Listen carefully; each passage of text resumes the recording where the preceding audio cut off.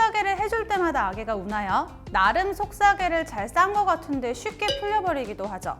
오늘은 속삭이를 하는 이유는 무엇인지, 어느 상황에 해야 하는지, 그리고 가장 중요한 속삭이가 풀리지 않게 잘 싸는 법까지 함께 알려드리겠습니다.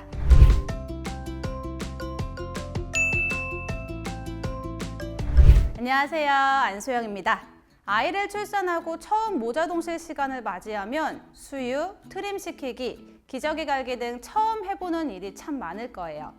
그 중에서도 속삭이 싸기, 우리 부모님들이 가장 애먹는 것 중에 하나일 텐데요. 속삭이의 모든 것, 오늘 저와 함께 배워볼게요. 첫 번째, 속삭이를 하는 이유는 이전 시간에 5S 방법 중 하나로 속삭이 싸기를 배웠는데요. 속삭이를 하는 가장 큰 이유는 진정과 수면에 도움이 되기 때문이에요. 아이는 자신의 팔과 다리의 버둥거림을 스스로 통제하지 못하기 때문에 이 속삭이를 통해 엄마 뱃속과 같은 환경을 만들어주는 거예요. 두 번째 이유는 아기는 모로반사 때문에 자는 도중 자꾸 깨곤 하는데요. 이를 방지하고 숙면을 돕기 위해 속삭이를 해줍니다. 마지막으로 출산 직후에 아직 아기 안는 것도 익숙하지 않은데 수유할 때 자꾸 아기가 버둥거리면 힘들겠죠. 이를 방지하기 위해 속삭이를 싸기도 합니다.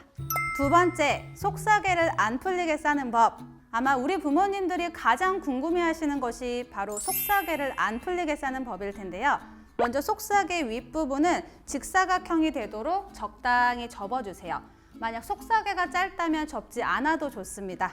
그리고 아기는 내 중앙보다는 조금 더 왼쪽으로 치우쳐서 아기 어깨 라인 맞춰서 눕혀주세요. 그리고 아기 배내 쪼그리는 등이 베기지 않게 정리해줍니다.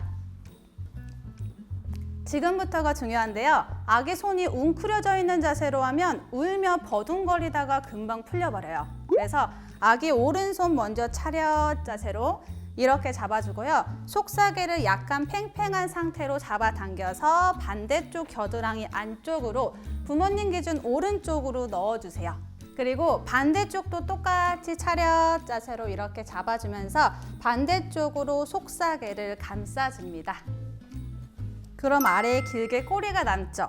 이렇게 펼쳐진 상태에서 아기 다리가 펴질 정도로 좀 여유 있게 올려주면 되는데요. 만약에 너무 길면은 살짝 접어주셔도 무방합니다.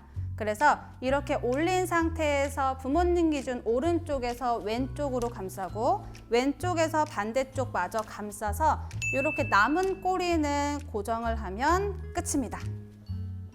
이런 네모난 속삭이는 생후 한 달 정도까지는 많이 사용하지만 아기들이 힘이 세지다 보니 고정을 잘해줘도 너무 쉽게 풀어져 버려요. 그래서 이런 면 속삭이나 블랭킷처럼 네모난 속삭이들은 사용기간이 조금 짧은 편인데요. 하지만 사용하셨던 면 속삭이, 블랭킷은 재질에 따라 나중에 아기 목욕 수건으로, 이불로, 외출 시 기저귀 갈 때 깔개나 햇빛 가릴 때 등등 다양하게 활용할 수 있다는 점 기억해 두세요. 세 번째, 속삭이를 대체할 수 있는 용품. 속삭이 싸기는 귀찮기도 하고 시간을 단축하기 위해 여러 종류의 속삭이 대체품을 사용하기도 하는데요. 먼저 스와드럽, 꼬꼬잠, 에르고와 같은 지퍼형 속삭이가 있습니다. 이런 종류의 속삭이는 입히는 방법도 굉장히 쉽고 빨라요.